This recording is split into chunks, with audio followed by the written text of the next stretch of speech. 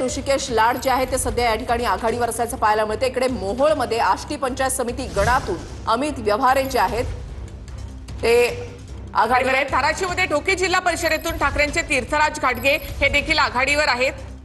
धाराशिवमधून ढोकी जिल्हा परिषदेमधून ठाकरेंचे तीर्थराज घाटगे आघाडीवर। धाराशिवमधले अपडेट्स आपण या ठिकाणी पाहताय। ढोकी जिल्हा परिषदेमधून ठाकरेंचे तीर्थराज घाटगे जे आहे ते सध्या आघाडीवर असल्याचं पाहायला मिळत आहे। 7 जिल्हा परिषदांमध्ये भाजपने आघाडी घेतली आहे। 4 ठिकाणी भाजप आघाडीवर आहे, तर शिंदेची शिवसेना आणि राष्ट्रवादी एक जागांवर आघाडीवर आहे। पंचायत समितीमध्ये 31 जागांचे कल आतापर्यंत हाती आले।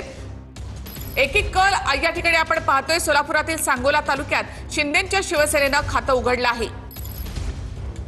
सोलापूरमधल्या सांगोला तालुक्यामध्ये शिंदेच्या शिवसेनेने या ठिकाणी खातं उघडलेलं आहे। शहाजी बापू पाटील यांची प्रतिष्ठा या ठिकाणी पडाला। सांगोला तालुक्यामध्ये शिंदेच्या शिवसेनेनं खातं उघडलेलं आहे। तर या ठिकाणी शहाजीबाबू पाटील यांची प्रतिष्ठा पणाला आणि त्यांनी सांगोला तालुक्यातून शिंदेच्या शिवसेनेनं या ठिकाणी खातं उघडलेलं आहे। महोद गटामधून शिंदेच्या शिवसेनेचे दादासाहेब